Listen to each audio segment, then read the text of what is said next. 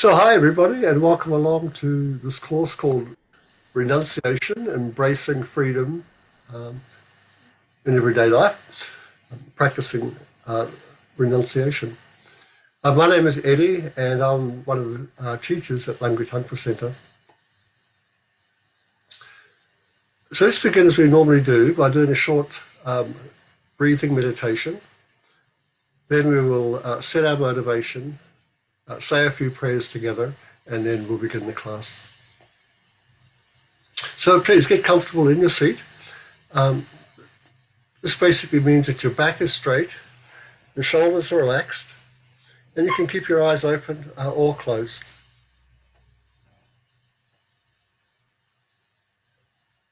And I'd like you to just keep breathing normally and naturally.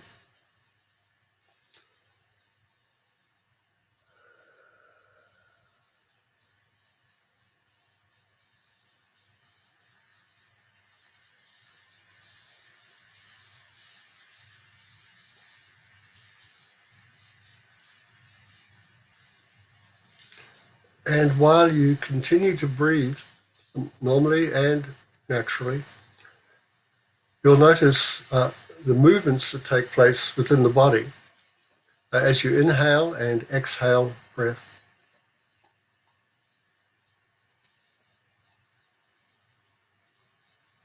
And I'd like you just to focus on the movement and any feelings associated with the movements.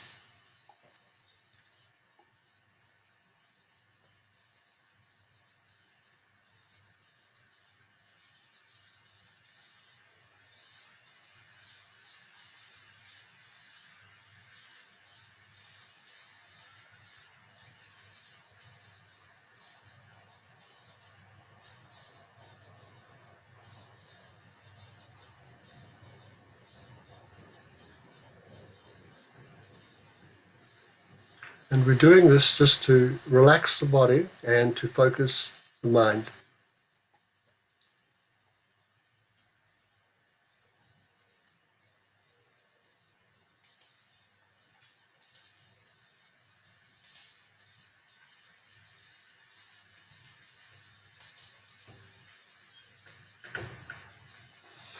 And with the body and mind focused and relaxed, it's very easy to imagine the presence of the enlightened beings.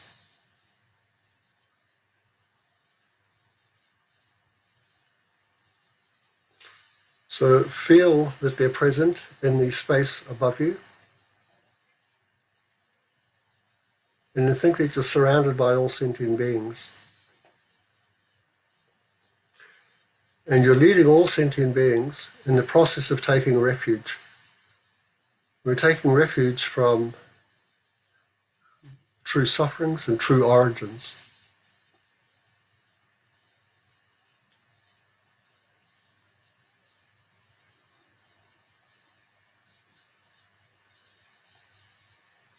And to accomplish the true paths and true cessations, which bring about an end to true sufferings and true origins, we need to rely upon others who have done that and their teachings. So we're going to rely upon the Buddha, the Bodhisattvas, and the spiritual entourage that surround us in space. And we're going to say together the refuge prayer, along with the wish to attain enlightenment for the benefit of all beings. So please join me in saying, I go for refuge until I am enlightened to the Buddha, the Dharma, and the Supreme Assembly. By the merits I create through listening to the Dharma, may I become a Buddha to benefit all sentient beings. I go for refuge until I am enlightened to the Buddha, the Dharma, and the Supreme Assembly. By the merits I create through listening to the Dharma, may I become a Buddha to benefit all sentient beings. I go for refuge until I am enlightened to the Buddha, the Dharma, and the Supreme Assembly. By the merits I create through listening to the Dharma, may I become a Buddha to benefit all sentient beings. In response to this wish of ours, light and nectars pour out of the heart of the Buddha. They wash over us and over all the beings surrounding us.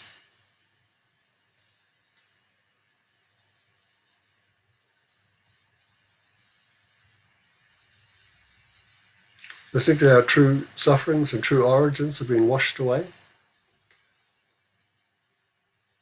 Body and mind are clear. We have true paths and true cessations.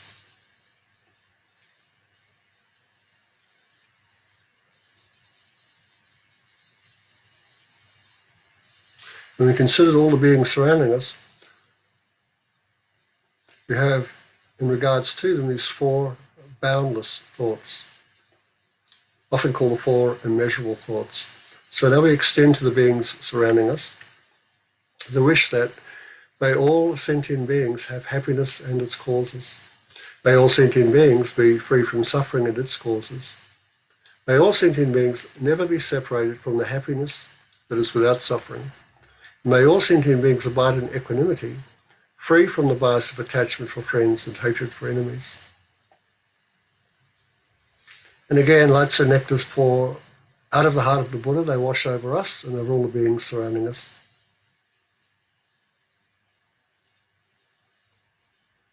We find that we have these four immeasurable qualities. They effortlessly manifest, being reflections of the mind's true nature.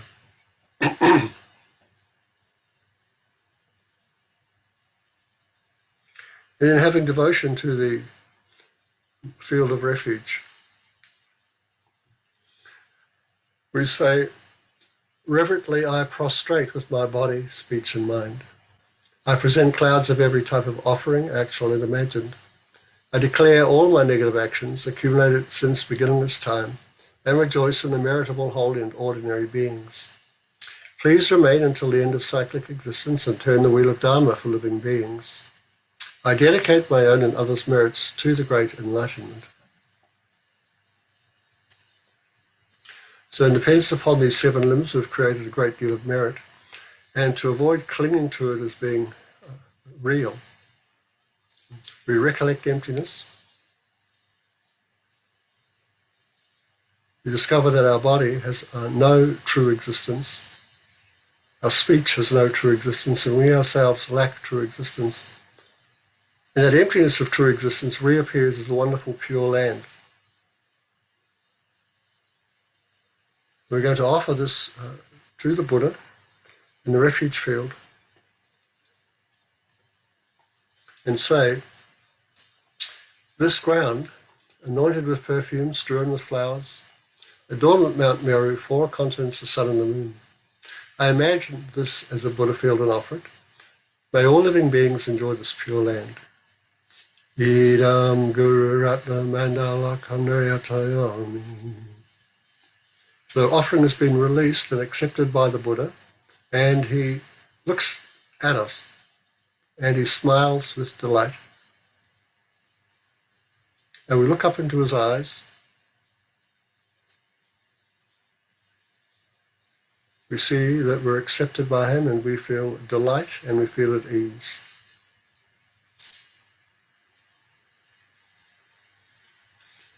And then an emanation of the Buddha leaves his heart. It moves through space, coming down to abide just above the crown of our head. This emanation descends, entering the crown of your head, going down through your body, down to the level of the heart where it stops, and its radiance begins to expand, filling your body and mind with light.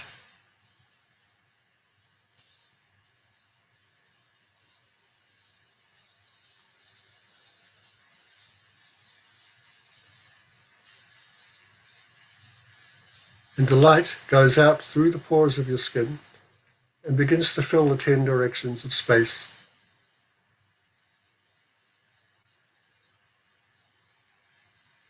And wherever there are beings within space, they're touched by that light and utterly transformed into the fully awakened state.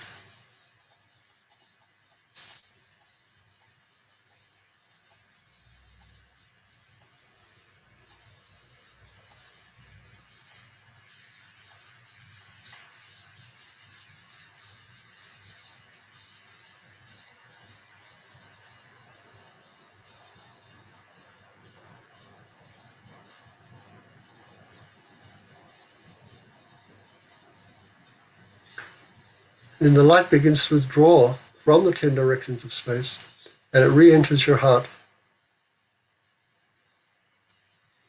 You feel yourself embodied, sitting on your chair. You're breathing normally and naturally. You recognize that this meditation is one of imagination, which has imprinted the mind with a cause or condition which will later on bring about enlightenment. And so you take some joy in that. I've done something useful today. And then you breathe in deeply through your nostrils and exhale through your mouth and let your eyes flutter open and move your fingers and hands, your legs if you need to, until you feel it present in front of your screen, completely at ease.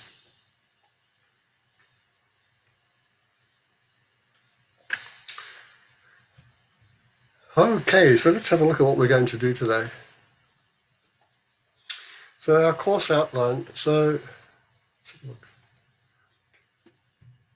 We're going to go through this topic called renunciation, often called definite emergence. And we're going to see how to practice as a beginner, what authentic renunciation is, which is developed sort of in the middle stages of practice, and finally the great renunciation. And today we're going to sort of look at what renunciation is, and for the beginner, and show how we actually begin. How do we engage with this phenomena called renunciation? So today's class we sort of broke it up into two sections. In the first half, we're going to look at our present state and what it means to renounce the sufferings of our present life and begin to look at the sufferings of the future. We'll conclude the first half with a meditation, and then we'll begin the second half when we begin to look at the process of renunciation, how to give up the particular sufferings we experience now and in the future. And we'll again conclude that section with a meditation.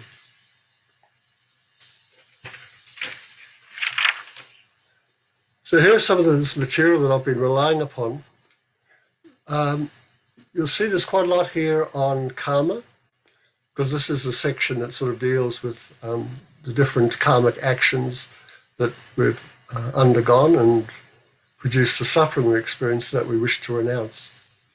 And in terms of the material for this, I think these books here, this bottom one here called Buddhism, Dalai Lama, Foundation of Buddhist Practice, and Samsara and Nirvana, and Buddha Nature. These are really, they're terrific books, terrific material to read, easy for us to understand. And they're basically written as a foundation for lamrim study for the Westerners. So I'll begin the course now, and we're going to have a look at, I'll begin with a quote.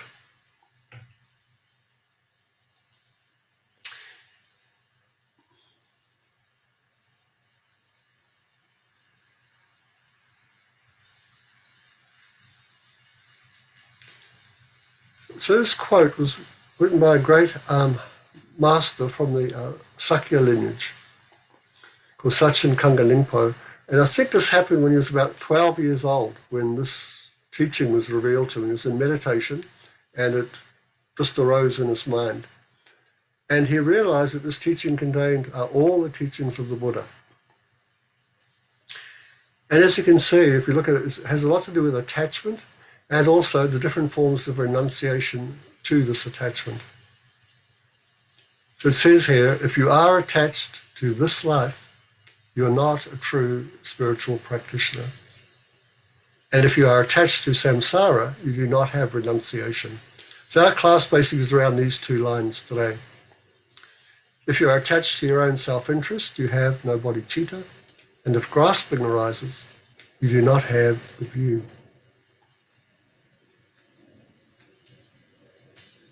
So why renunciation? So Shantideva said in engaging in the Bodhisattva's deeds, without suffering, there is no renunciation. Therefore you, my mind, carefully ponder that.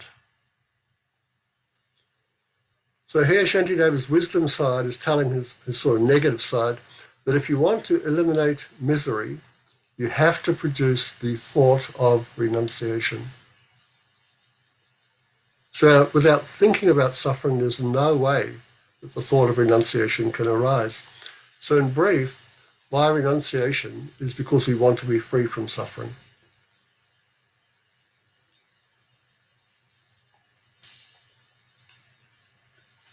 Now, there's many sort of wrong ideas about renunciation, but I hope that as we go through this, we'll get over those, or be able to identify them and not go along with them.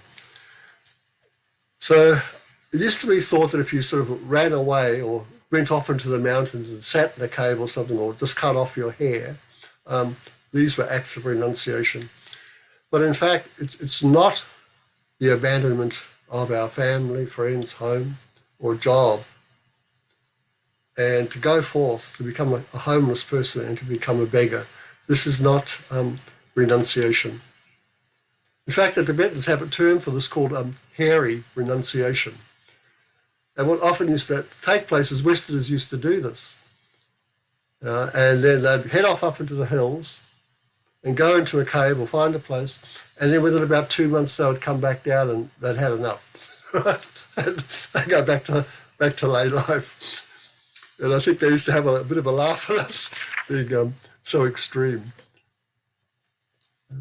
And so what drives us out of the hills, of course, is basically just our attachment. And the attachments are primarily towards this life. So if we want to stop attachment, we need to practice renunciation. And what this picture is showing us is although that we wish to be free, we're chained, and it's our attachment that chains us. So in other words, there's sort of this term attachment, we should look at it as a term of overestimation, an overestimation of things that appear to be good. So we're overestimating the good to be all good. And the good appears from its own side, and we grasp that appearance to be true. So just as a bird can't fly because it has chains to its legs and wings here, we can't make progress on the spiritual path if we're tightly tied down by the chains of our own attachment.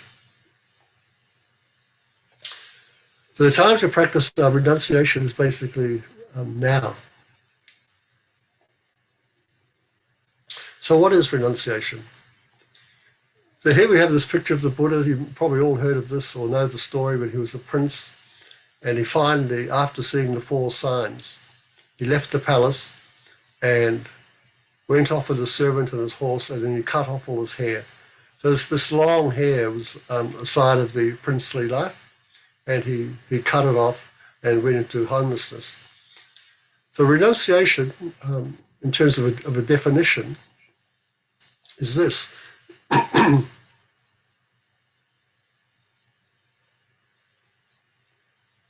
The determination to be free from samsara and achieve liberation. So these 2 points are really important, to be free from samsara and achieve liberation. There's 2 parts in the renunciation, just like there's 2 parts in the attitude of bodhicitta. So the determination to be free from samsara and achieve liberation by giving up true suffering and its causes. And this is based on the belief in the possibility of true cessation in the true path.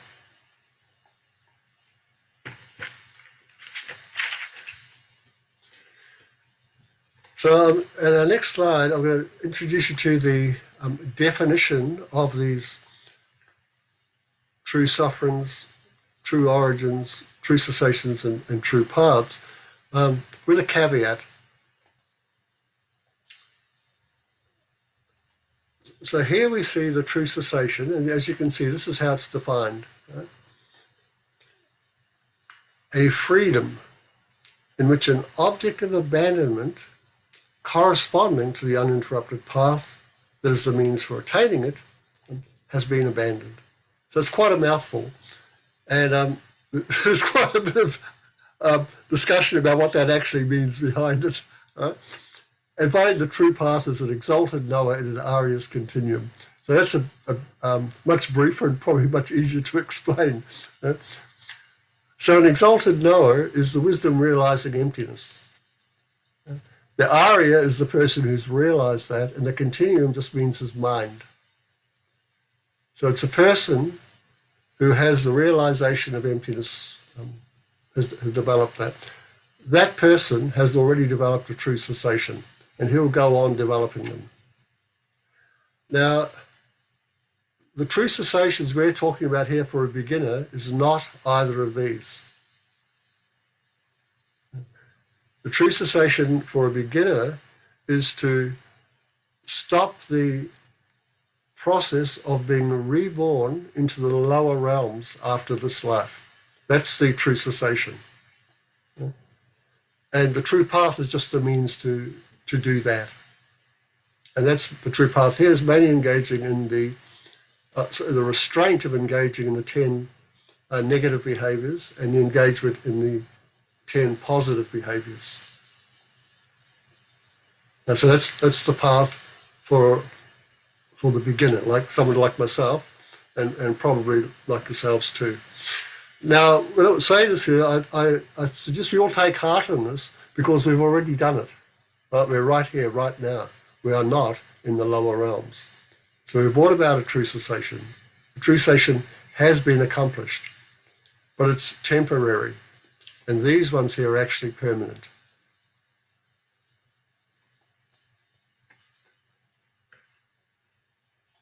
Now, the true suffering and its causes are defined like this. So true sufferings are a contaminated effect that belongs to the thoroughly afflicted side of truth, and this is the cause of it. A contaminated cause that belongs to the thoroughly afflicted side of truth. So the thoroughly afflicted side of truth with these contaminated causes, the causes are negative karma and the afflictions. So they're the true origins, and they're going to produce the suffering. And here the sufferings are the sufferings we're presently undergoing, but also the future sufferings of the lower realms. And so both there's an origin for that. So I'm going to sort of have a look now at what these true sufferings are. And there's quite a few of them. The idea is to sort of go, so that's what I'm trying to avoid. That's what I've got to avoid. In this life, do the best I can to avoid them, and also in the future. So here are these different types of true suffering. As you can see, there's a lot of them.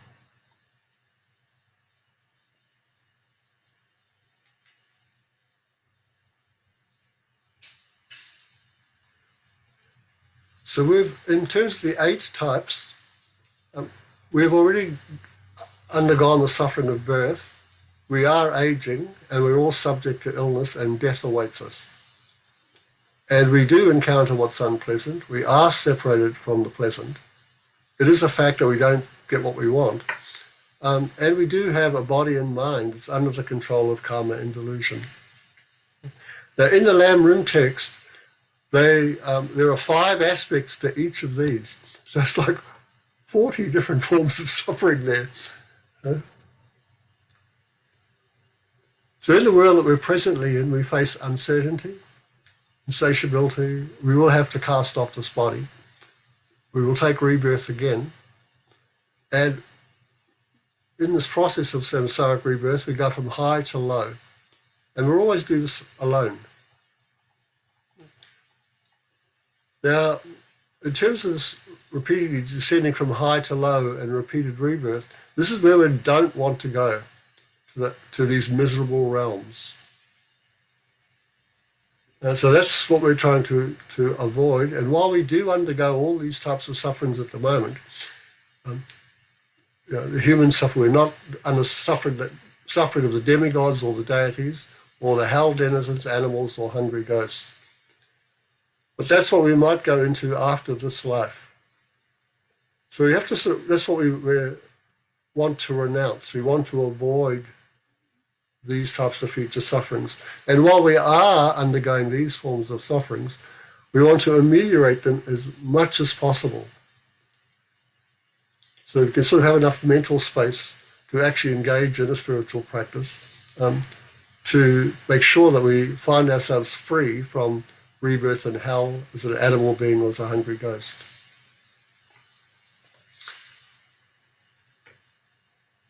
Now, to have any of these types of sufferings, they're all like effects. So they've all arise dependent upon different types of actions and mental affliction. And our next slide looks at what these actions are. So the 3 of the body: killing, stealing, unwise and unkind sexual behavior. There are 4 of speech: lying, divisive, offensive, and senseless. And there are 3 related to the mind: covetous, malice, and wrong views. So these are the sort of behaviors we want to avoid in this life. Because it's in dependence upon doing these things, we produce more suffering for ourselves in the present, and they could lead to worse suffering in the future.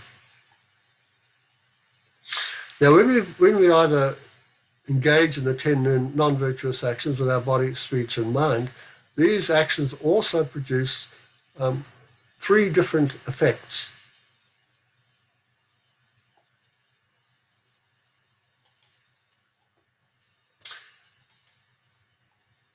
In terms of the rebirth, what is called the fruitional effect, we can be reborn as an animal, rebirth as a hungry ghost, and rebirth as a being in the hell, as we saw in the other slide. So small, medium, and great is really referring to the weight of the activity, weight and constancy of the activity. And these are these other effects. Eddie, can I just go back a slide? When we're looking at those states, so it's the actual rebirths, but is it also states of mind like that as well? Well, these states of mind that we're experiencing, those states of mind we experience now, but those ones there are talking about the state of mind with the body. And so those are not called, when we have that state of mind, that's not called a rebirth. We're human beings. So in this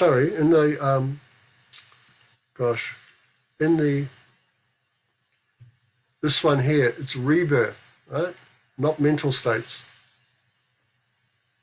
It is true as human beings, we do experience hellish states, the states are not really animalistic, and great attachment, like as a hungry ghost. But we don't have those bodies. We've already avoided that state.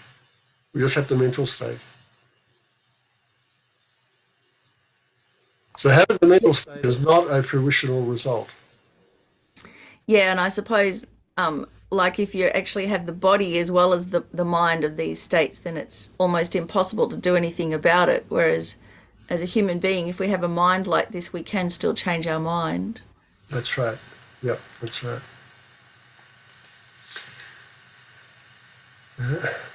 So the idea of looking at all of this is just as Shantideva said, to develop renunciation. There's a sort of sense of looking at it and being sort of having a sense of dissatisfaction towards it.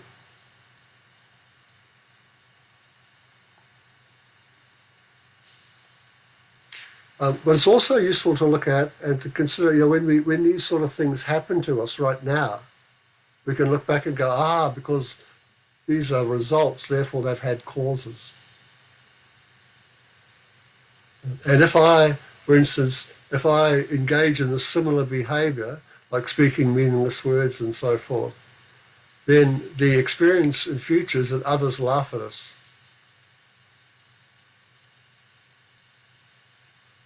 If we like to play and flirt around and things like this, then we end up having these unruly, disagreeable relationships.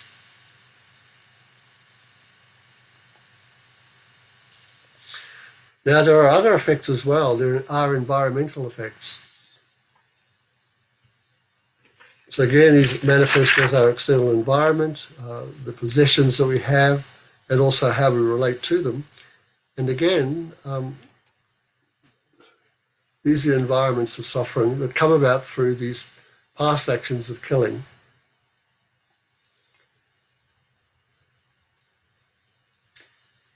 So in the that slide that we were talking about when Miffy raised the question about the mental states of the hungry ghosts, the hell realm beings, and the animals, that's I'll point out those are really actual fruitional states where you have a body that goes with that mind. But here, these are all human being states of being the human being. So we've taken the human rebirth, but this is what happens to us. We find ourselves living in places like this. And as you know, a little bit of knowledge of history and geography, you'll find there's lots and lots of people experiencing these forms of suffering.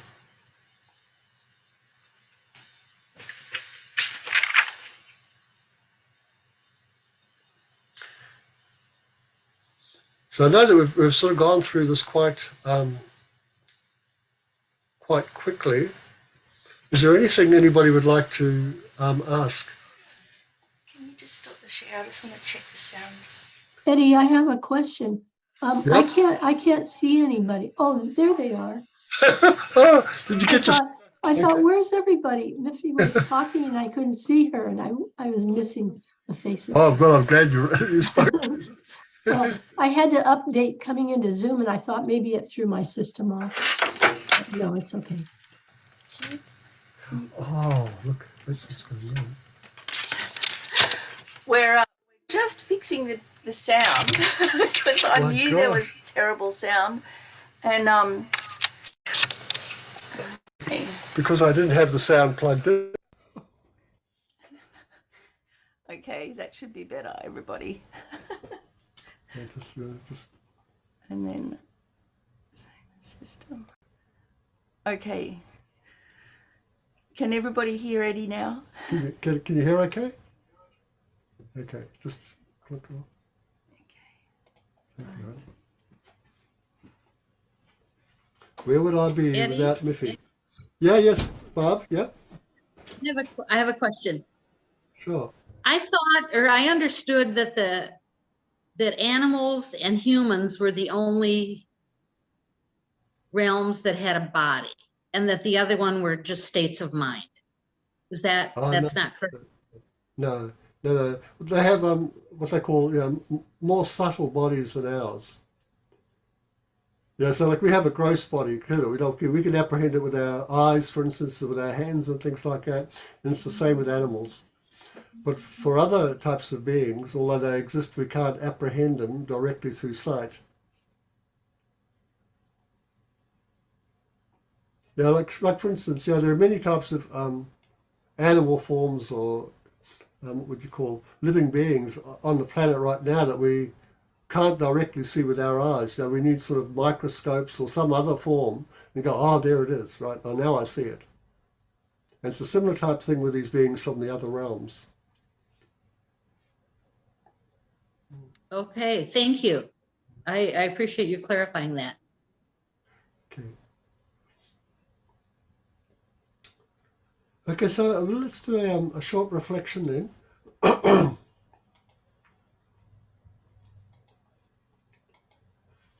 Okay, so please just get comfortable in your seats and go to the next slide. So what I want you to do first of all is just think back over your life and note any, as it says, habitual actions you've done and any strong karmas you may have done. So we have phenomena like killing, that's a strong karma. stealing or taking things you may not have asked for, unwise and unkind sexual behavior,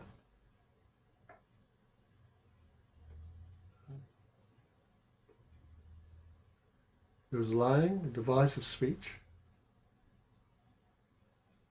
harsh speech, and gossip. So of course some of these are going to be quite weak, but some of you, just if you look back, see if you really did things that were strongly engaged in.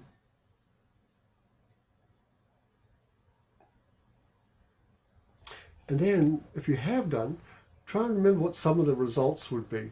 So in terms of a ripening result, we know that, okay, that's going to bring about a rebirth. Where would it be? Then in terms of causally concordant results, we have the behavior and experience.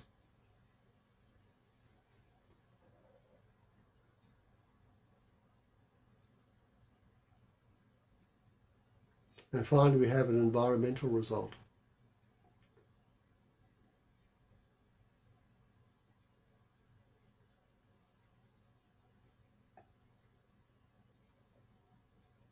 So I know there's a lot to draw upon. It requires a lot of mental real estate to recollect a lot of this information and to try and put it into our experience. But what it's trying to point out here is for us to become aware that through our choices and our actions, we are creating causes for our future. I mean, I think we know this, but the future we've often thought about is just the future of this life. But here we're asked to consider future lives, something happening after death. And finally, to have a sense of your life being a conditioned event. And we are the ones creating the conditions.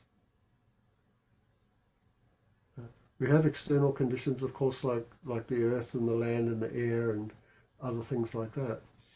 But they're related to us, to the mind.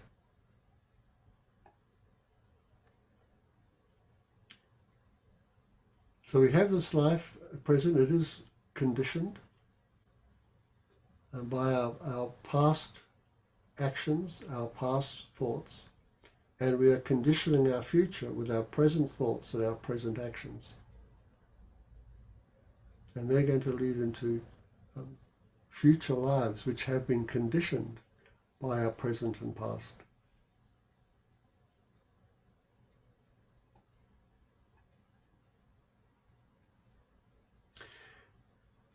So okay, so we've gone through this. So now we're midway, right?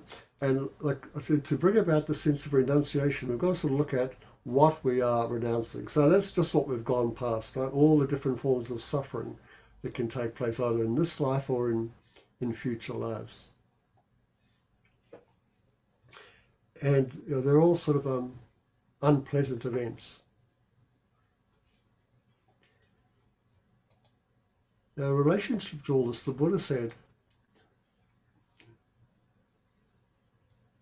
do not commit any unwholesome action, because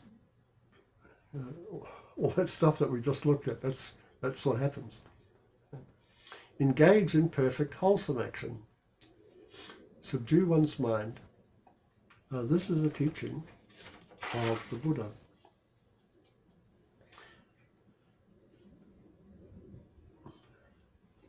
So what to do? So I'm taking the point that we're just beginners, right? We're just engaging in the path. We know quite a lot about it, but at the same time, in terms of our actual progress, I'm a beginner.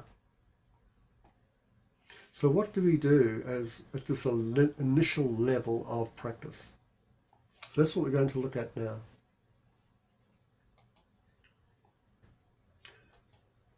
So I'm nearly 70 years old, and I know for a fact I will not liberate myself from cyclic existence come the end of this life.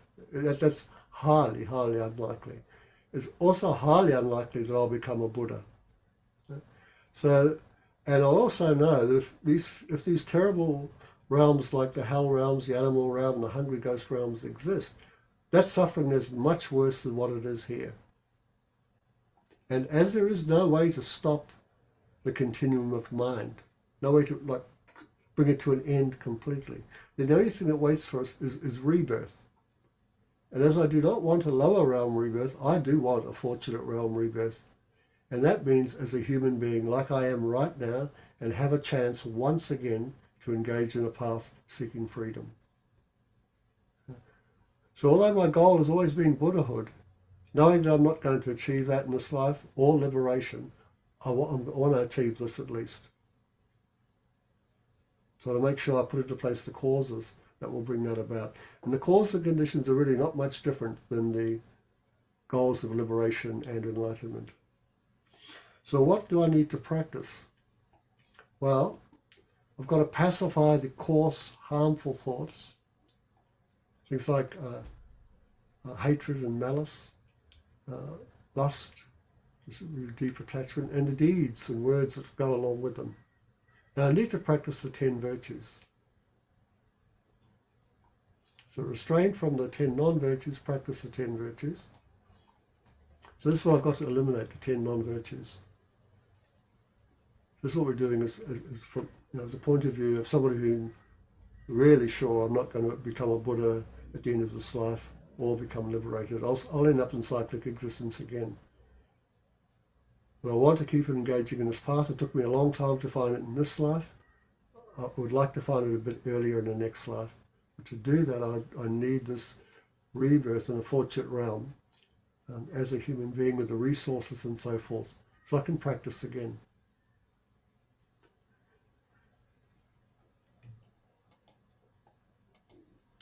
So meditations that meditations that do this, I need to keep reminding myself that I have something really precious here, this life. Even though I'm nearly 70, probably won't even make it to 90, might get to 80.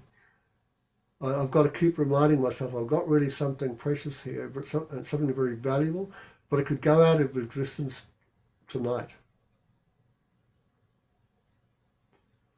And when it does, I have to make sure that I remind myself of the terrible sufferings in the lower realm rebirths and make sure I do not have the causes there in place when I die.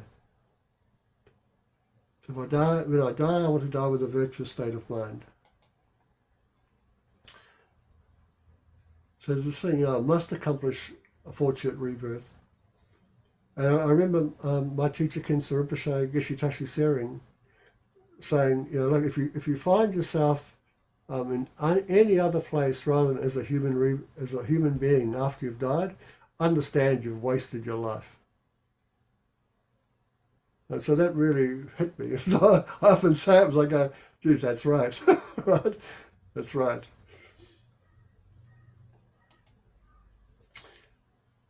So to actualize this, I need to take refuge, and I have done in the 3 jewels, and observe the law of karma and its effects. So all of us, if you have taken refuge in the 3 jewels, this is, as soon as you've done that, I mean, the Buddha said, my teachings go against the stream. So this is against the stream. When you look at how ordinary people live their lives. Ordinary people think the causes of suffering are external to them. Most ordinary people think that happiness is external to them. And the Buddha says, no, happiness and suffering basically come from your mind. So when we understand that, we need to take refuge in that and go along with it. And the Buddha then goes to say,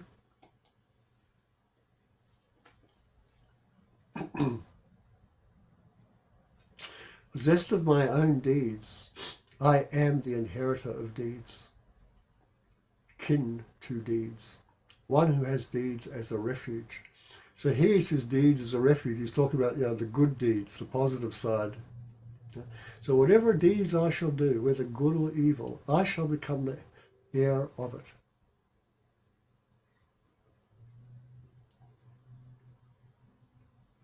So I think, when you see something like this and think a little bit about it, it's a real sort of an encouragement to not do the bad deeds, but do the good deeds, because none of us like suffering. And so we can only inherit suffering if we've actually created the causes for it. And so this really leads us to what to practice. And I would suggest we can all do this. I know we all are beginners, but thank goodness the beginner's path is in terms of the doing of it, not too difficult. So let's look at that.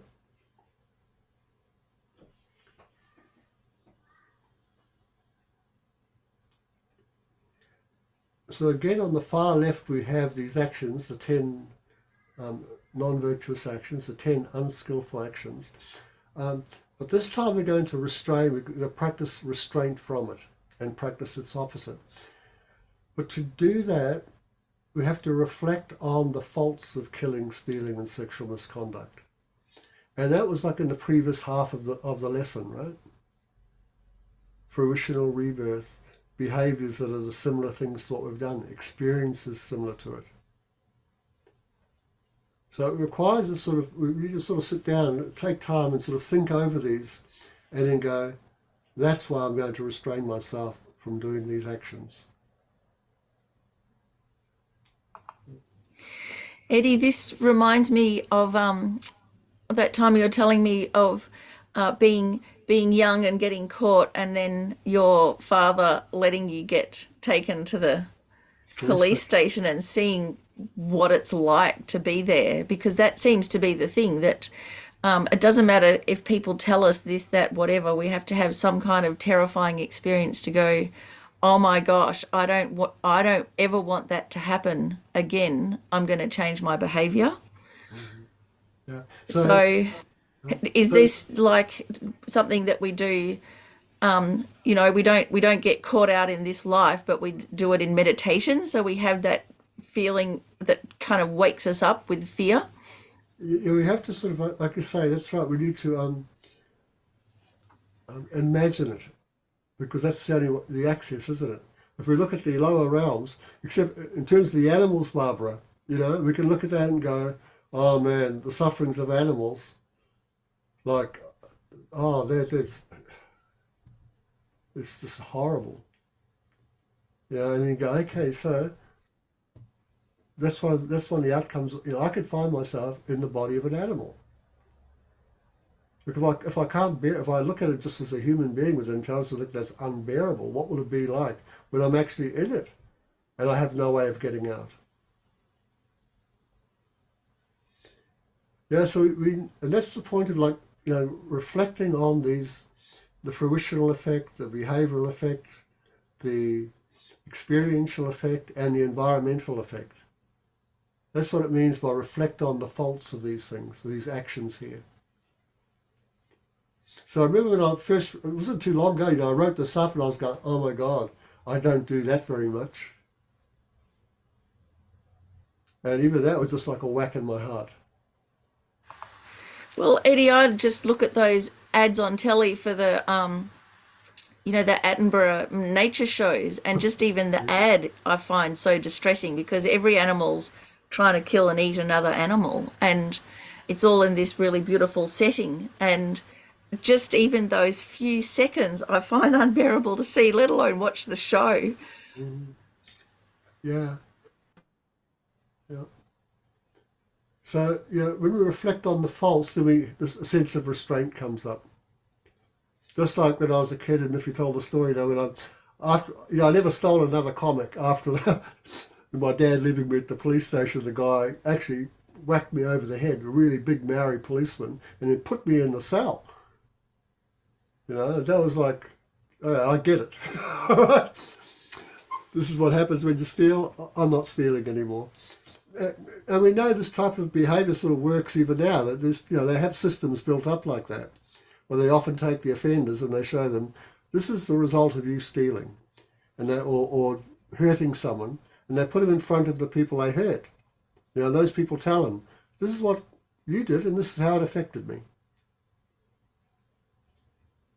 You know, so they see the suffering, they see the effect, and that's what we can do it in meditation. We have to imagine it, or read about it, or watch it in films, and go, "Oh my gosh, that relates to this.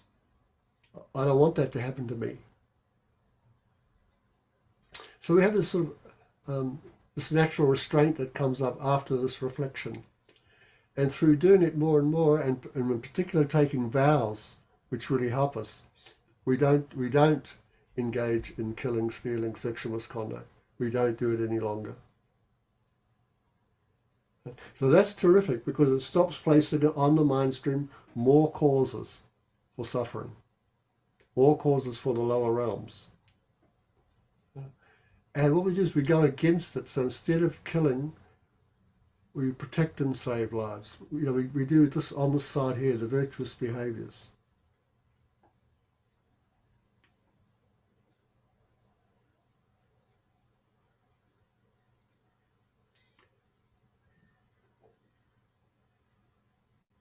So I think for many of us, we do these already. But if you ask yourself, so what's driving me to do this? You know, is it just sort of like this natural virtue, or is it the law? Or is it because you wish to become enlightened, or you're seeking liberation? Because we really want to imbue the virtuous behavior with a Dharma motivation. And I often suggest and say, like, aim really high, go for Buddhahood. And if you're aiming for Buddhahood, you will do these things. If you're aiming for liberation, you'll do these things. If you wish to avoid the lower realms, you do these things. Because remember, the Buddha Dharma is all founded on ethical behavior. And these are all ethical behaviors.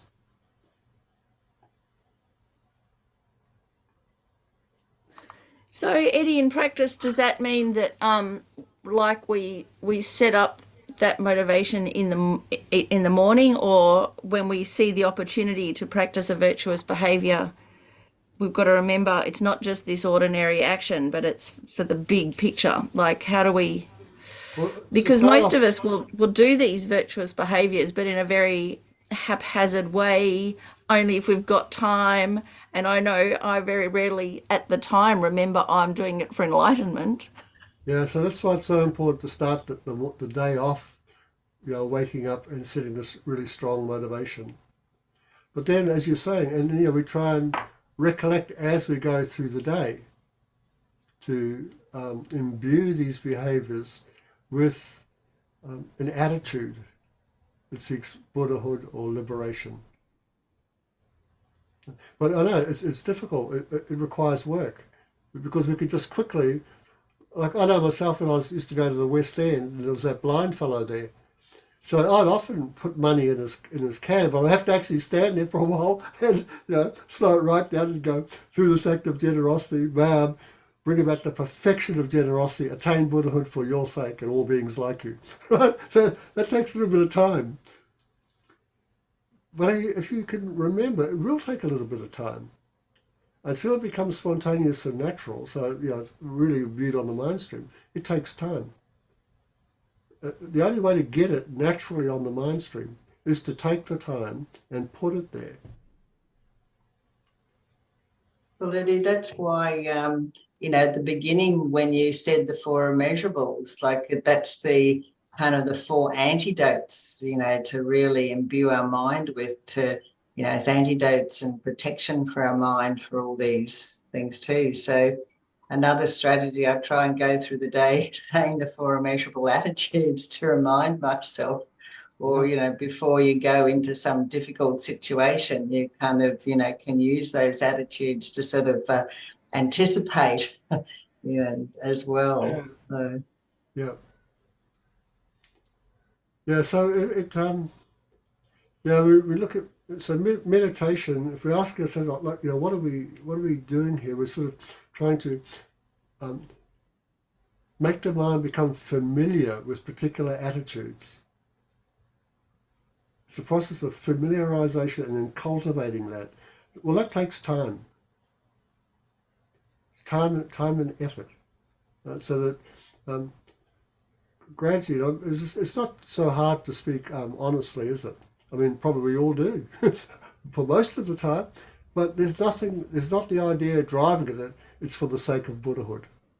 But we just speak honestly. Right? So we want to imbue these sort of ordinary behaviors with this the attitude. Lamas like Rinpoche used to say over and over and over again, like Dharma is just this tip of the wish. So we've sort of got to add it to our behaviors of our body, speech, and mind. Now, so this is what we need to do, but we've already done these things here: killing, stealing, sexual misconduct, right? So this life, we want to restrain ourselves. We don't do it. We do the opposite. But because of this life, before we came to Dharma, even while we're in Dharma, we mess it up. And all the previous lives, we've behaved like this. So those are all potentials on the mind stream. So we want to try, we've got to go, okay, so I want to do something about that too, because even though I'm behaving like this, I really don't know how I will be when I come to die. So I need to weaken the actions that I've already done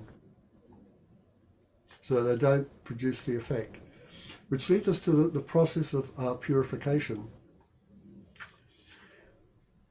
So here, we've got these different experiences, like I said. So we have the experiences like the cause.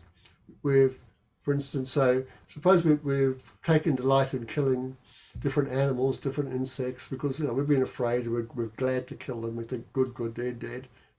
So what would be the experience, something similar to that cause? Well, one of them is fear, that we become afraid. So we need to oppose that so that we no longer become afraid. So what's that thing, this remorse? So that we always have this go, that also holds us back from killing. We say, I'm not going to kill anymore. We have the karma that actually throws us into this life. This is remedied or opposed by the different, any of the 6 remedies that we can come up with in terms of the purification practice.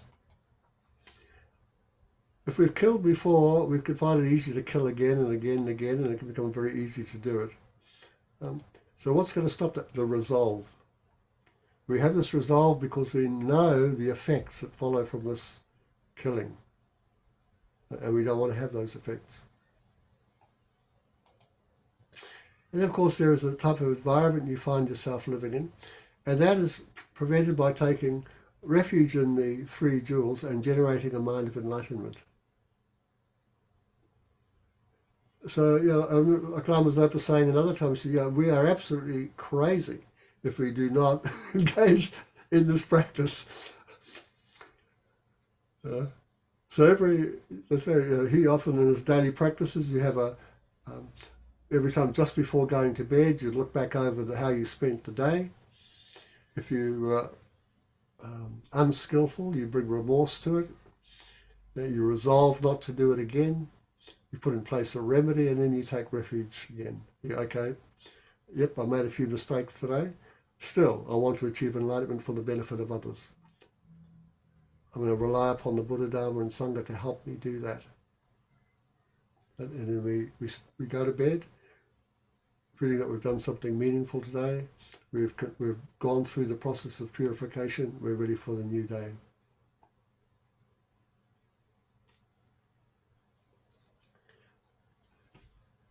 So my next question for myself was interested in asking was so when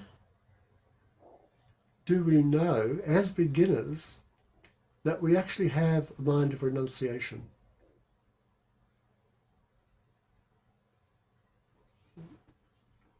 So thankfully, Lama Tsongkhapa answered this in his great lamrim Chinmo.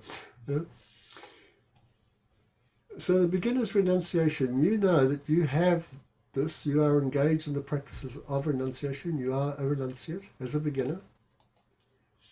When your interest in this life changes place with your interest in the future life. It's really nice and clear, isn't it? So I like that. I like it to be clear. I'm not sure. Well, then you really don't quite uncertain what you're doing.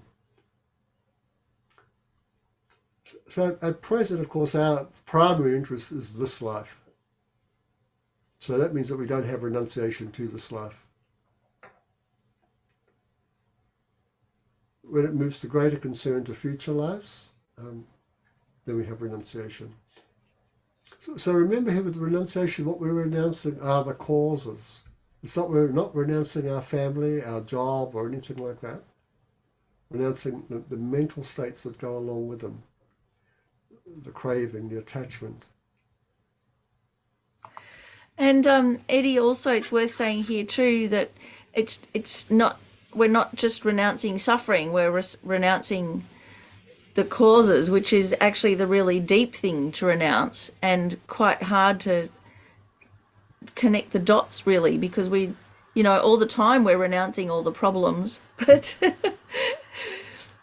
Yeah, to get deeper of renounce the causes. Yeah, so that was like in the definition, was it? We need it's not just the effect but the cause. So we can't not wishing to have the effect but keeping on doing the causes. I mean, the Buddha pointed this out, didn't he? That although we all want to be happy, we rush towards suffering. And although we wish to be happy, like I said, we rush towards suffering. And though we wish to be free of suffering, we rush towards its causes. So another brief reflection, folks. So again, we'll just start here. So first of all, we just need to think of some of the good circumstances you have in your life. Right? So we all have clothing, we have shelter, we have food, we've been educated, we have an interest in the spiritual path. Many of us have met teachers and we've come across authentic teachings. So, what sort of actions must you have done in previous lives to create the causes for these circumstances?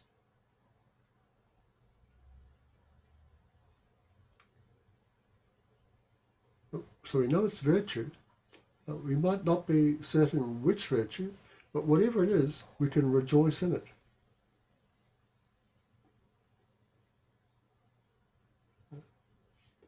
And then decide to do it again. So one of the things Nagarjuna said was the cause of resources is generosity. So like I said, like all of us, we all have the resources of, like I said, clothing, a house, shelter, food. These have all come to us because of our previous actions of generosity. So if we wish to have good clothing, shelter, food, wealth, again, we should practice generosity again.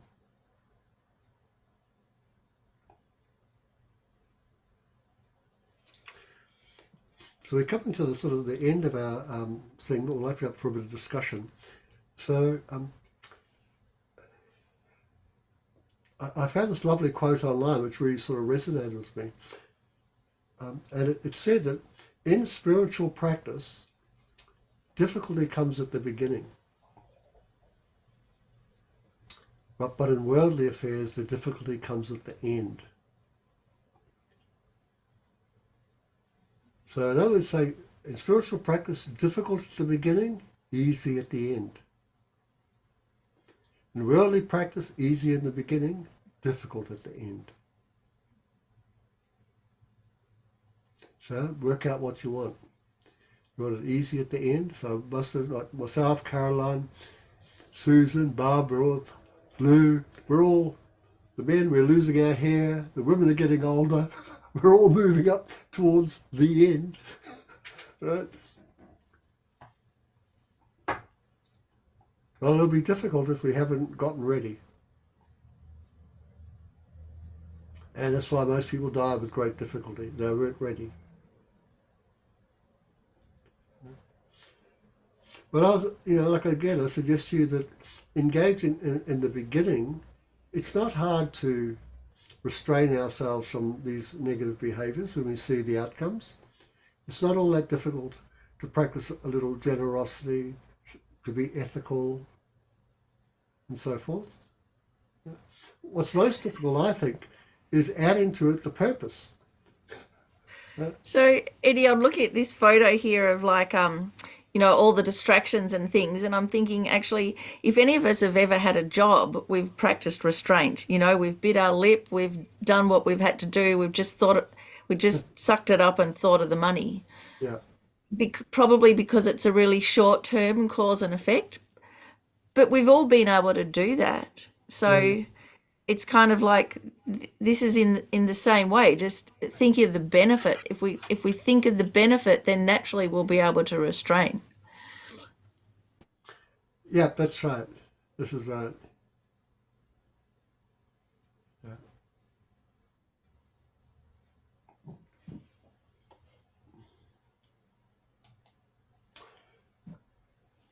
So we've basically come to the end of our class. We've got a little bit of dedication stuff to do.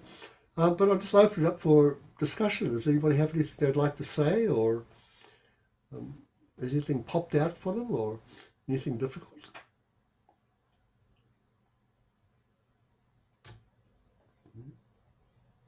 Barbara, yeah? A difficulty that I have been working with for some time, and it falls under the killing headache. Sure. And that is my belief that terminating a pregnancy should be your right. Okay, yeah. And I don't know where that lands. And I have supported in my life many, many women who have made that decision. And I've also supported many, many women that made the decision to not do that. But I've really been involved in that realm for years and years and years. And I just feel it is their right. Okay. And I'm really conflicted about that. I was never conflicted about it. Never. So, Miffy, yeah? Yeah, Barbara, I'm thinking because it's conflicting because we're conflating two realms. So on a political realm, yeah, it's your right. But on a spiritual realm, there's karmic causes and effects. And so they both work on like two parallel streams. So when you're making laws for a civilized society, the way that they work is quite different from karmic laws. And so, for instance, like even if you want to actually protect life practically in the world, it makes so much more sense to legalize abortion because then there's far less backyard abortions, there's far less people die, far less babies die. So you're actually legislating to be able to kill a human being in order to have less human beings die. And that's like on the political, society level of things. But here we are looking at more than just a human life, more than society on a, beginningless rebirths and our trajectory. And so the parameters are far wider and we've got to incorporate that in. That's just my take on it, how to make it not conflicted. And so while you can legislate for what's going to work best in a practical level for society, it's still up to the individual to make their choice, which is a karmic thing, intention. And no law can actually kind of take control of that. That's a deeply personal thing. It can, yeah, the laws can just make it much, much more difficult. Yeah, that's right. Or not an So option. it's kind of like there's a similar thing with a debate about, say, safe injecting rooms. And so, over and over again, it's been proven that if you have a safe injecting room for heroin users, crime goes down, less people die, everything's better. But the optics are wrong, because if you have it, then it looks like you're supporting heroin use. And so, ironically, when it comes to like politics and society, to benefit, the optics are often wrong. And for us too, as Buddhists, to benefit, to actually support a woman's right to choose, and legislation for people to be able to have abortions, the optics are wrong for a Buddhist, and yet the outcome is actually far more beneficial across the board. Lou, yeah. The other thing I would suggest is that everyone is responsible for their own karma. And if you're providing information and assistance for decisions that are already made, or giving information in order to help people make their decision, they're responsible for their karma. Mm-hmm. Yeah, so one of the things I was thinking here was that whatever the actions are done, there are consequences for them. Right? So we have worldly consequences, but we also have karmic consequence. So, when we talk about karma, we're talking about the intention, what's driving the act. And then we have the act, and we have the conclusion of the act. So, so when you say, Barbara, so we have this, the right to choose. So, okay, you have a right to choose. That right to choose, from a karmic perspective, doesn't absolve you from the suffering of your choice.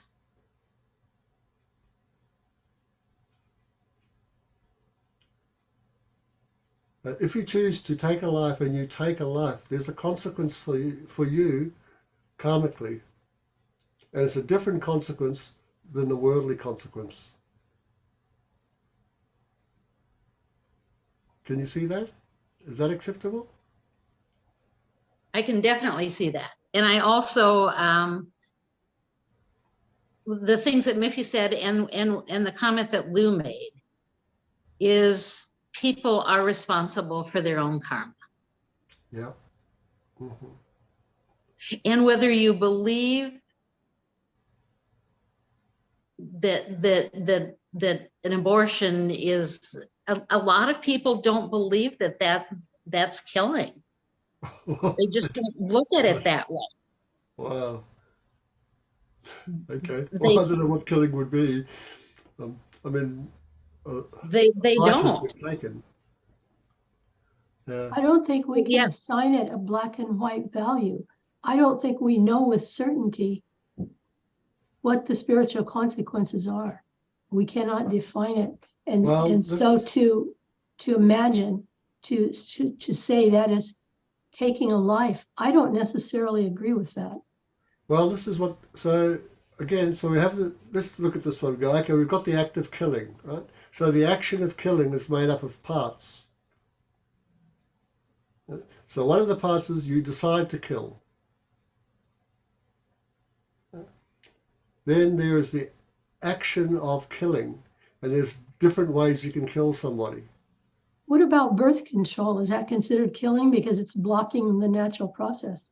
Well, you have to ask, some people actually do consider is somebody that killing. killed when you do birth control? Is somebody killed? I don't agree with that. Well, I'm just asking. You have to have killing. Somebody has to be killed. Somebody has to die. Yeah. Right? So if there's nobody dying, there's nobody killed.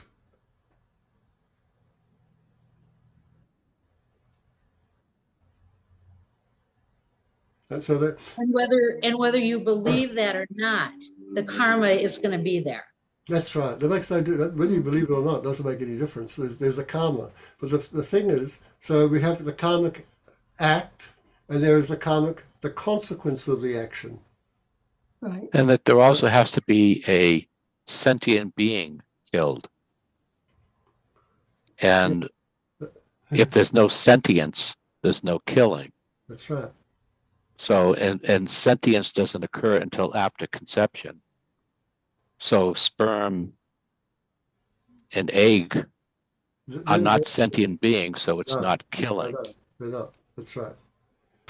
And actually, there's a really interesting grey area here too, because like with IVF, I remember someone asked one of the lamas, I think it was Kurti Sedgwick Rinpoche, about, how many, like there's so many eggs that are fertilized in IVF, but very few actually become viable.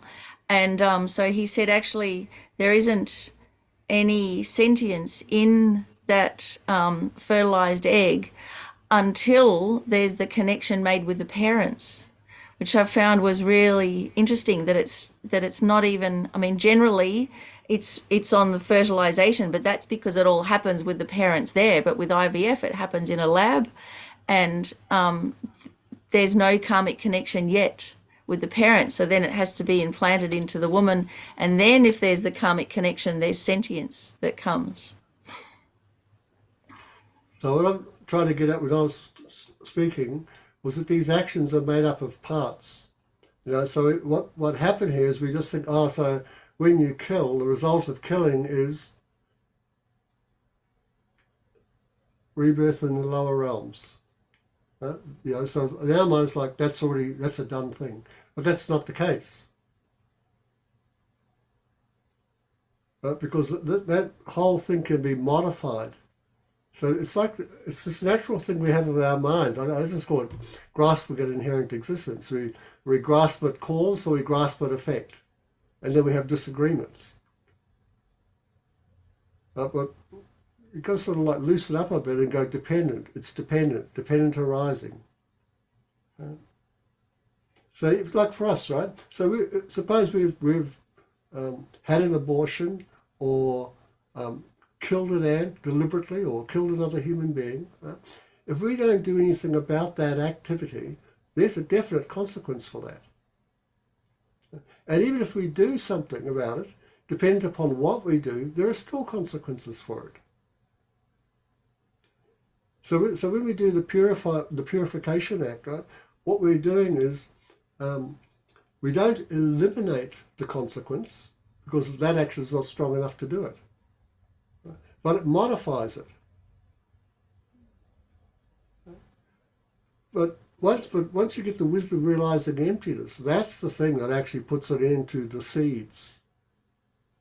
That gets rid of the cause. Because if we don't get rid of the cause will produce an effect. The question is, what sort of effect? So in the text, they normally goes like, here's the worst effect that you can get. And here's the second, and here's the third. But like I was saying, when we did that presentation, even if we find ourselves not experiencing the fruitional result, right? So we don't find ourselves in the lower realms. We find ourselves as a human being, right? But here we are again, and suppose in a past life, we have the right to abort a child, and we've done it. We did it. It was our right. But we come into this life and we find ourselves sick a lot. We find our life has been shortened. That's a consequence that we experience as human beings. There's always some sort of consequence for the action unless you get in there and do some Dharma work. So if we leave causes alone and they meet the right conditions, you just get a result. Mm-hmm. But if you interfere with it, it's like the gardening example that they often give, right? If you put the seed in the ground, all the right conditions are there, you get a tree and then you get some fruit. Mm-hmm. But if you don't want that tree to come up, you can dig up the earth as it's growing. You can take away the water. You can do all sorts of things so you don't get a tree. And it's the same with Dharma. Eddie, this is like Venerable Thupten Chodron's example about if we eat a whole lot of junk food and we just don't believe that it's going to make us sick or put on weight, and it doesn't actually matter what we believe, it's still going to have an effect on our health. But at every step along the way, we can change our behavior and stop putting in the junk food, and we can do something to get healthy again. So there's still the junk food in our system, it's still playing out, but we can do something about it. Yeah. Yeah, And that's also then it's, of course, it's nothing to do with belief, is it? You could say, I don't believe I'm going to get sick or fat or anything, but it's like, doesn't matter what we believe. it's a bit like, yeah, the same thing with the right, you know. So I've just discovered like this year that I have to stop eating sugary foods, right? Otherwise I'm in danger of, what's the thing, Miffy, I could get? Diabetes. Diabetes, right? So, but there's these chocolates in our fridge, you know. I can't open up our fridge and see them. It's like, it's my right.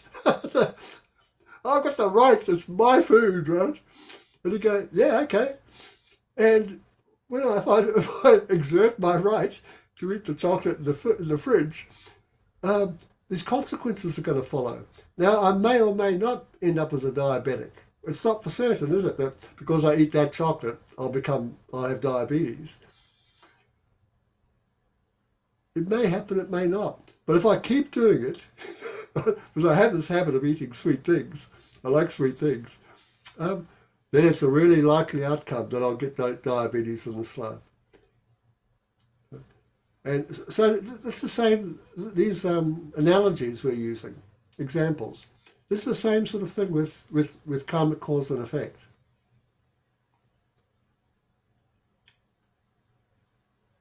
And again, it's like you're saying, so, you know, whether belief doesn't have much to do with this. It doesn't really help here. I guess, Eddie, with some of the, just to put in there about the processes with an act, there's also what the intention is, and with, like sometimes with, the whole abortion area, the intention is to, like supporting what Miffy said, is to save people from suffering and the misery and, the particular situations of, children raped in war and stuff like that. Yeah. And then it's the, performance is also, like how it's performed from high cruelty to, with more compassion. So there's sort of, and as the Buddhas always say, there is nothing that can't be purified. So we also, as you were supporting, you said you have to get that Dharma practice into gear. Yeah. Yeah, but there is this natural thing that we have to think bad action, bad outcome, and then if we don't like the outcome, then we change our idea about the bad act. But we don't need to, because, like I said, every activity is made up of parts. And if any of the parts are altered or changed in some way, it has a consequence for the outcome. So just as you brought up, Caroline, many of these arguments about, for instance, abortion or drug clinics, it's often seen in black and white. We very quickly go black and white. But it's not like that. Again, because every action is made up of parts. So, so there could be many reasons why a woman would want to abort a child. And then there are many ways of doing it. And then there are many outcomes. Like, so if you have the successful outcome of the abortion is the child is aborted. However, if you look at how does the mother feel about this? So there's a big difference in terms of the karmic outcome, in terms of joy and sadness. That they had to do this. So like I said, the outcomes are highly dependent. Not only that, so many of you remember the story of the Buddha who killed the ship captain, right? So some of you might remember there's a story about the Buddha when he was a bodhisattva. He highly realised he was on a boat. He realised this, one of the blokes on board the ship had a plan to sink the ship and rob everybody. So he tried to convince this guy not to do it. And no matter all the different ways he tried, he couldn't convince him this guy was going to sink the ship and rob everybody. So the bodhisattva, who became the Buddha later, took this fellow's life, killed him. So you look at it and you go like, so why? So does that mean that he doesn't experience the result?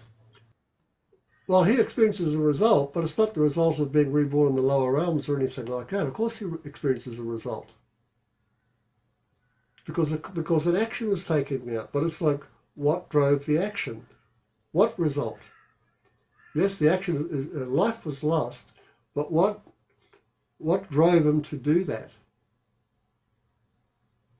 So when we read that text, we go, there's a great compassion for that man who was going to kill everybody. To go, if I let this happen, this man's going to have 500 deaths on his conscience. The suffering for that is immeasurable. It's better that I stop that. Not only that, but I've got 500 people on the ship who are going to die if I don't take his life. So better I take the suffering than 500 people die and that this man takes the suffering of killing 500 people. So then he kills this fellow. Is there any joy in that? No, because a man's life was lost. There's joy in that people's lives were saved, but there's no joy in the loss of a man's life. So if you look, you add all that up, that's a very different consequence of what would happen if this, I want to kill everybody, I'm going to kill them, and I do it, and I'm so happy I did it because now I've got all their wealth. And because this bodhisattva already had the realization of emptiness, you realize that the person killing it doesn't truly exist, the act doesn't truly exist, the person doesn't truly exist. So no grasping at this. But Eddie, I have a question. What if it is a poisonous spider and it tries to kill you? Like, I had one crawl, it was at night during my sleep, it crawled into my bed and bit my leg. And I was limping and on crutches for almost a month. And the doctor said I was lucky not to lose my leg. It was a brown spider, she said. And I always wondered, where did it go? Because I don't know where it went. And I thought, if I see that spider, one way or the other, I'm getting it out of my house because self-defense, I don't want it to bite me again. Yeah, well, that's fine, Susan. That's the attitude. You want to get it out of the house. Yeah, but I mean, I would kill it or get it out of the house. I would do whatever it took to get rid of it. You want to try not to kill, but you don't want to be bitten by it. Right. There are times when killing actually takes place. I remember the time when one of the Gompas, or a big meditation structure, was being eaten by white ants. Like was in danger of falling down to be killed. So then what to do? So many things were tried to get rid of the ants. It didn't work. So then they had to bring in somebody to kill them. And that's what took place. But again, you might think, oh, hang on a minute. I know a lot about the Buddha Dharma. This man who's about to kill them doesn't. Better I do it. And also, even with white ants, there's all different ways. So one, you can put a barrier around your house. So if the ants cross the barrier, they die. There's another way where you put the poison and the ants take it back to the nest and it kills the entire nest. So even there's different ways that you can ameliorate it. You can have the path of the least harm and trying to take as much care as possible in this, impossible situation. Same with self-defense. There's self-defense to disable the enemy, or there's self-defense like we see many times in war to punish. It's really different space along the spectrum there of the intention.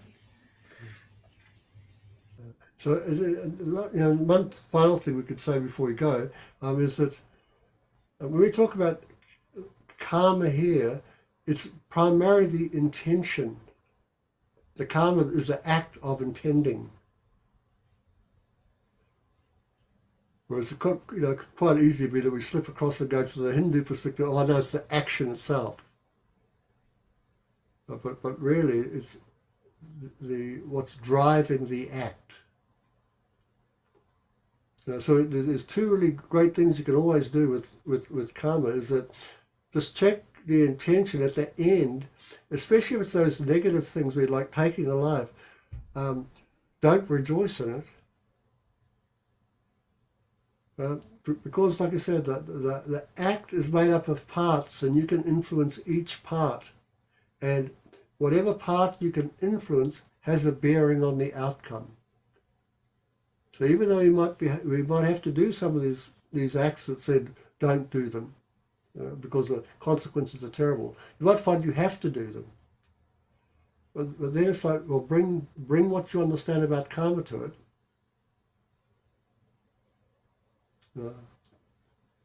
Because it's like we are the ones that are going to experience the result. So therefore be careful of how you think and then act. So, Eddie, with that, that's really having some courage to feel regret and remorse, rather than kind of just adjusting our beliefs and justifying our behavior and going, oh, well, it doesn't matter, or, I did the right thing. To actually sit with it and go, I did the wrong thing. It was the lesser of, two evils, but it was still the wrong thing, and I regret it, and be able to just sit with that situation. So when we say wrong thing here, remember the wrong thing, what we mean by wrong is that it's going to hurt you. Like it hurts somebody and it's going to hurt you. That's what we mean by wrong. Right? So it's not like that moralistic attitude of being right and wrong. It's wrong because it's going to produce suffering. Anyway, these discussions are always great, aren't they? We start talking about karma. Thank you. That was really helpful. Okay. Thank you for all that input. Thank you. Yes, thank you, Eddie and Miffy, everybody here. Okay, folks, so let's dedicate. We'll just go back to our screen and we'll finish off the class. So our takeaways, we have some knowledge of what renunciation is. You do know what you are renouncing, right? And you have some idea of what to do as a beginner here. We just need to disengage from those 10 unskillful behaviors, engage in the 10 skillful behaviors. That's the major thing as a beginner. If you can read any practices about beginner practices, please do. You'll find them all in the teachings on the lower scope. Next week we'll talk a little bit more about what we can do as a beginner, but we're going to focus more on the middle. Hard to pronounce in the middle. It's a bit more difficult to do, but I'll introduce a couple of meditations that we can have a look at. So we've engaged in some virtue. We started off with a good motivation. We're going to finish it in a good way too. So thinking of the future rebirth of Lama Zopa Rinpoche, let's dedicate our merits towards that good outcome. And whatever other outcome, if you're thinking of others who are suffering, you want them to have their suffering ameliorated or have good outcomes, dedicate for them also. But also dedicate for your own enlightenment for the benefit of other beings. So due to the merits of these virtuous actions, may I quickly attain the state of a Guru Buddha and lead all living beings without exception into that enlightened state. May the supreme jewel, bodhicitta, not yet born, arise and grow. May that born have no decline but increase forevermore. And as long as space endures, as long as sentient beings abide, may I too remain to dispel the sorrows of the world.